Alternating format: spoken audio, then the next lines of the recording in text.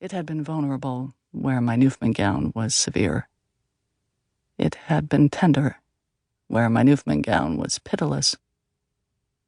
On the day that I had worn the kinder of the two gowns, Nathan had snuck into the suite where I was dressing.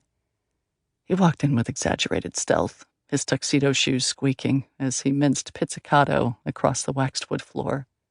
He gave me a velvet box with a necklace in it.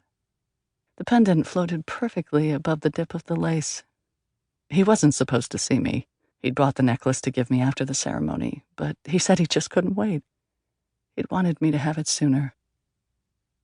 He clasped it behind my neck and kissed my cheek and fled before I could scold him for breaking the rules, before I could bring up the traditions that neither of us cared about, but that both of us had been so determined to follow. When I walked down the aisle, the sapphire of the pendant caught an errant sunbeam and refracted light across the arm of Nathan's father's suit.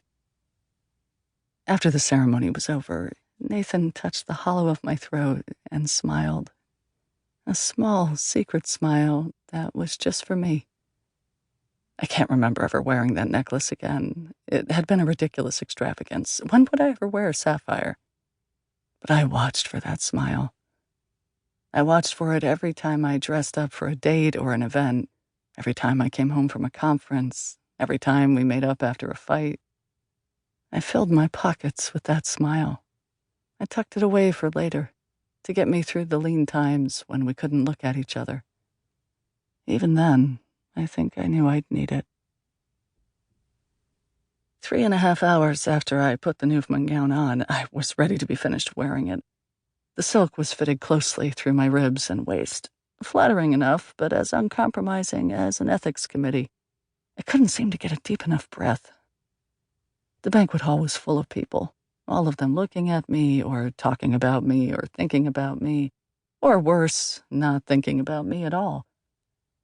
I kept catching people's eyes by mistake, flashing smiles that felt raw and strange on my face. I wondered if there was enough oxygen for everyone present. I wondered if maybe there was some problem with the ventilation system, and whether the carbon dioxide levels in the room were rising. Everyone in the room exhaled once every few seconds. There was no avoiding that. They had to respire. Every time they did, I felt the air grow a little heavier. People were talking to me, endlessly talking to me, and I knew that there were hours still to come. Hours and hours of people looking at me and moving their mouths and raising their eyebrows and waiting for me to say things back that would satisfy their vision of the person I was supposed to be. Hours of their opinions and compliments and complicated insults. Hours of smiling. There were 7 other people seated at my banquet table, their wine glasses kept in a perpetual state of half-emptiness by a series of bored waiters. The man seated to my left was a senior jurist from the selection committee. He was talking to me, just like everyone else, and I arranged my face into a shape that would seem pleasant and interested. He was important. I should have known his name. David? No. Daniel.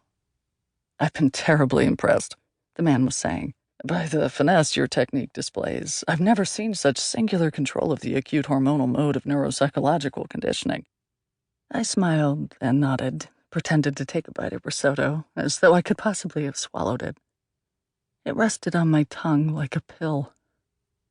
It tasted like nothing at all, like the flesh of the roof of my mouth, like the edge of the wine glass in front of me. I could not eat it. I had to eat it. The man on my left, Douglas, was looking at me, waiting for me to accept his compliment. There were hours still to go. After much too long, the risotto slid down my throat, and the name appeared fully formed in my mind. "Thank you, Dietrich," I replied. "It's been a team effort, of course." "Nonsense," he said, and my throat clenched the way it always did when a man in my field interrupted me with that word. "You have a fantastic research team. There can be no doubt of that. But no, Dr. Caldwell, this is about your work, your legacy. You get the credit, yes. You are the pioneer of the Caldwell method. It's all right to bask in it, at least for tonight."